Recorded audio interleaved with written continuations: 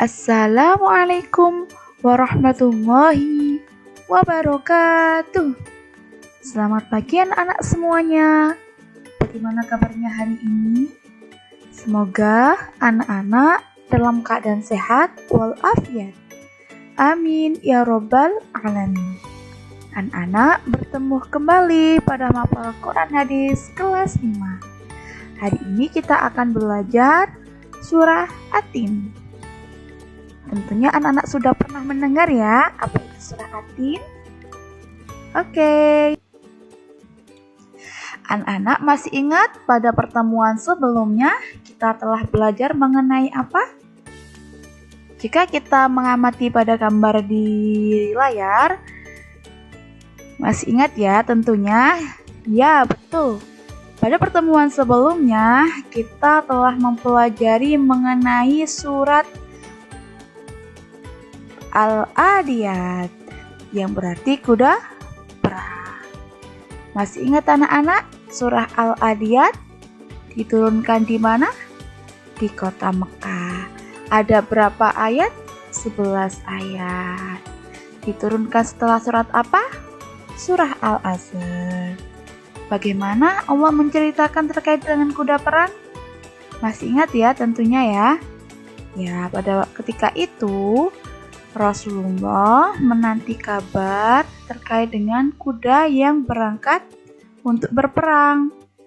Namun, belum ada jawaban hingga turunlah Quran surat Al-Adiyat ini, sehingga menjelaskan bahwasanya kuda perang yang telah berangkat telah tiba dan sedang berperang kepada musuh. Di situ diceritakan bahwa kita sebagai umat manusia agar senantiasa selalu bersyukur atas kenikmatan yang telah diberikan Allah.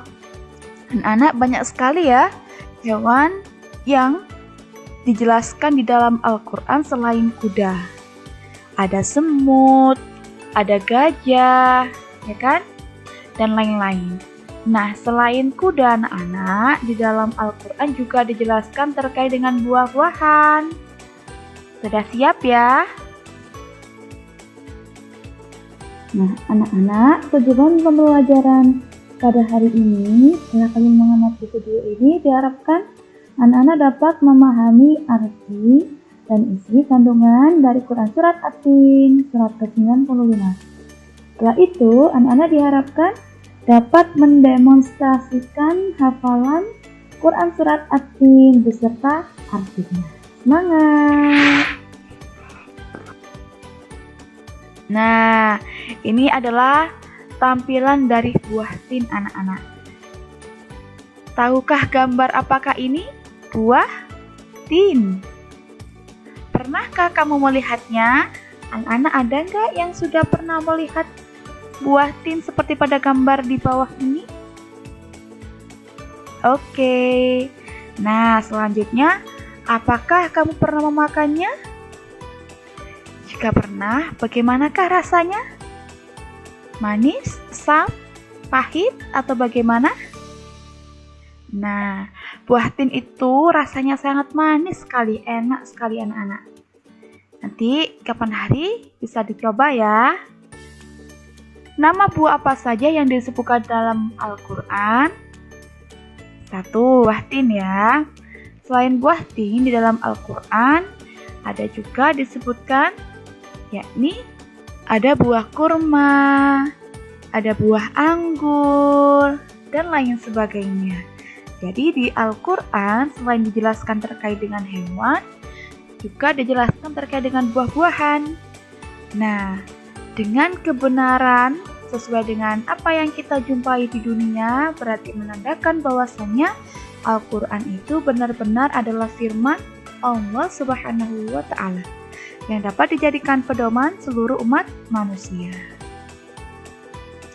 Oke, kita lanjutkan. Kita membaca surat At-Tin bersama-sama ya.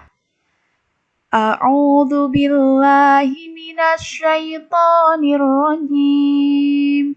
Bismillahirrahmanirrahim. Wattini wazzaitun. Wattini wazzaitun. tini wazaitun.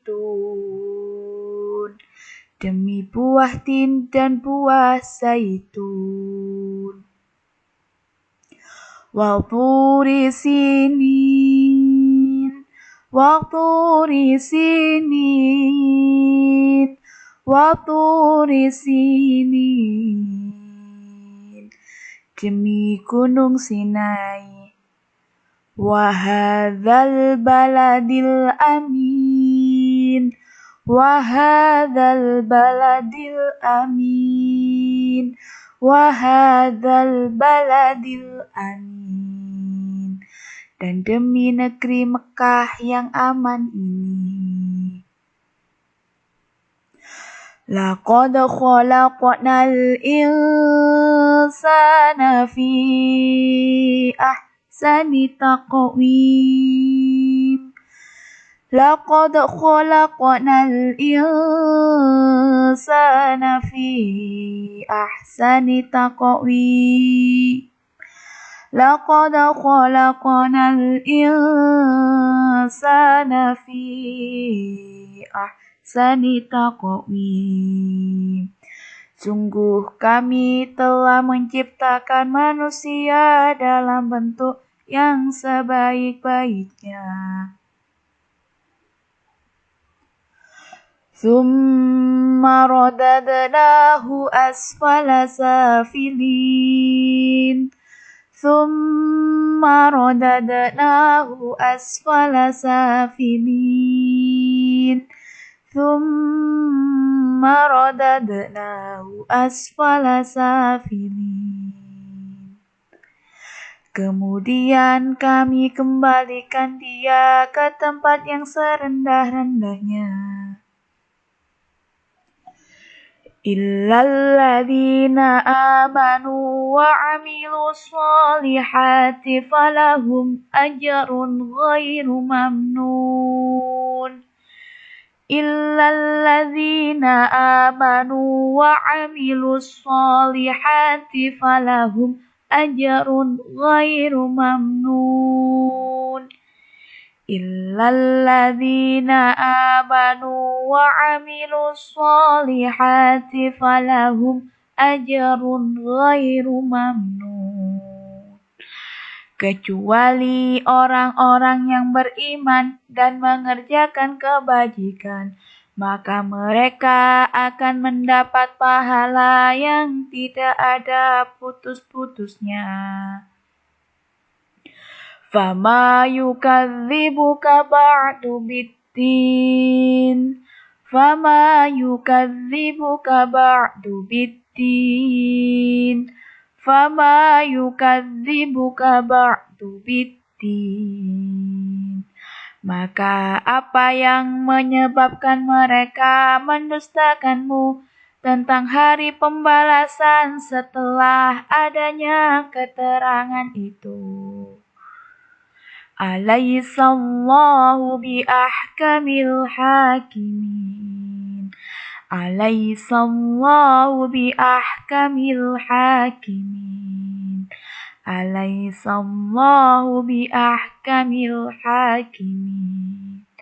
Bukankah Allah hakim yang paling adil? Anak-anak silakan dipelajari dan dihafalkan ya beserta artinya. Semoga diberikan kemudahan di dalam menghafalnya. Amin. Baik, kita lanjutkan. Setelah kita mempelajari bacaan ayat Al-Qur'annya, selanjutnya kita akan mempelajari penjelasannya ya. Oke, surat At-Tin terdiri dari 8 ayat. Ia tergolong dari surat Makkiyah karena diturunkan di kota Mekah. Dan surat At-Tin merupakan urutan surat ke-95 dalam Al-Quran. Nama At-Tin diambil dari ayat pertama yang berarti buah tin.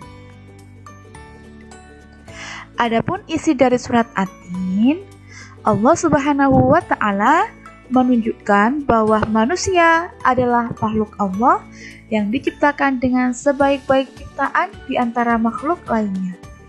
Dan setiap manusia akan mati dan dikembalikan kepada asal ciptaannya. Mereka yang beriman dan berbuat kebajikan akan dijanjikan pahala oleh Allah Subhanahu wa Ta'ala, dan mereka yang berbuat keburukan akan mendapat balasan yang sesuai. Adapun isi kandungan lebih jelasnya, yang pertama, di dalam surat At-Tin menjelaskan terkait dengan kemuliaan manusia yang diciptakan dengan sebaik-baiknya ciptaan di antara makhluk lainnya. Apa yang membuat beda antara manusia dengan makhluk lainnya? Yang pertama adalah Allah menganugerahkan akal kepada manusia, sehingga manusia bisa membedakan mana yang baik dan mana yang buruk. Tergantung manusia, apakah bisa menjalankan kebajikan atau keburukan.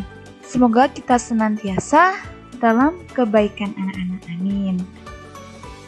Yang kedua, semua makhluk pasti akan dikembalikan menjadi makhluk paling buruk saat kematiannya, kecuali manusia yang beriman dan berbuat baik. Nah, keadaan sehina-hinanya adalah manusia dalam keadaan yang paling buruk saat kematiannya. Na'udzubillah. Kecuali manusia yang beriman. Beriman itu apa, Bu Ria? Beriman adalah yakin dan percaya akan Allah Subhanahu wa Ta'ala sebagai Tuhannya dan Rasulullah Muhammad sebagai utusan Allah. Nah, yakin bisa kita lakukan dengan hati, lisan, dan perbuatan. Dengan hati kita yakin bahwasannya Allah itu Tuhan kita. Kita yakin bahwasannya Rasulullah itu Rasul kita. Kemudian secara lisan dengan kita membaca syahadat, membaca kalimat-kalimat thayyibah. Dalam perbuatan, beriman diartikan sebagai menjauhi segala larangan Allah dan menjalankan semua perintah Allah. Kita meninggalkan semua yang buruk dalam kehidupan kita dan melaksanakan semua yang baik dalam kehidupan kita. Anak-anak, ada 3 amalan yang paling sangat Allah cintai. Ada yang tahu? Yang pertama, sholat tepat waktu. Itu Allah sangat sekali cinta dengan orang yang sholatnya tepat waktu. Yang kedua, anak yang selalu berbakti kepada orang tua, tidak membantah, tidak menyakiti hati orang tua, itu Allah sangat cinta sekali. Dan yang ketiga adalah orang yang senantiasa jihad fisabilillah. Apa itu jihad? Jihad itu artinya berjuang ya, berjuang di jalan Allah. Kalau kita menuntut ilmu, nah menuntut ilmu itu dalam arti Islamnya berjuang di jalan Allah. Kenapa? Karena manusia melawan dengan sekuat tenaga kebodohan yang ada pada dirinya, sehingga ia semangat untuk belajar, termasuk jihad fisabilillah. Anak-anak bisa melakukan yang mana? Hitung-hitung bisa ketiganya ya, agar Allah semakin cinta kepada kita. Nah, yang ketiga, janji Allah tentang pahala yang tak terputus bagi manusia yang beriman dan berbuat kebajikan, tetapi bukan yang berbuat keburukan. Anak-anak, kebajikan yang kita lakukan sekecil apapun pasti akan Allah balas. Dan keburukan yang kita lakukan sekecil apapun juga akan Allah bahas. Di sini Allah adalah Tuhan yang Maha Adil. Nah, anak-anak, sekecil apapun kita harus bisa menghindari perbuatan yang buruk. Jika kita terlanjur berbuat buruk, maka harus secepatnya mengucapkan istighfar dan memohon ampun kepada Allah. Jika kita berbuat buruknya kepada manusia, maka harus cepat-cepat untuk memohon ampun atau meminta maaf kepada orang yang sudah kita sakiti. Kenapa? Agar ia ridho, sehingga kita terbebaskan dari dosa di akhirat nanti. Yang keempat, Allah memberikan peringatan tentang keadilan Tuhan di hari pembalasan. Tidak ada yang lebih adil dari Allah Subhanahu wa Ta'ala, karena Allah adalah yang Maha Adil. Manusia terkadang juga lupa keadilannya tidak melebihi Allah Subhanahu wa taala. Jadi satu-satunya yang maha adil adalah hanya Allah Subhanahu wa taala. Sekecil apapun perbuatan kita pasti akan ada balasannya. Baik itu sebesar biji zarah pun. Biji zarah seperti biji sawi kecil-kecil itu ya. Perbuatan baik sekecil itu akan Allah balas dengan pahala yang sesuai. Keburukan sekecil itu Allah juga akan membalas dengan hukuman-hukuman yang sesuai. Nah, anak-anak, saatnya kita mengupgrade mana perbuatan yang bisa kita lakukan, mana yang perbuatan yang bisa kita hindari bersama, ya. Karena anak-anak hidup di dunia ini hanya satu kali, dan kesempatan manusia hidup tidak ada yang tahu sampai kapan kita hidup. Maka kita harus selalu senantiasa berusaha menjaga perilaku kita kepada Allah, hablum minallah, kepada manusia, hablum minannas.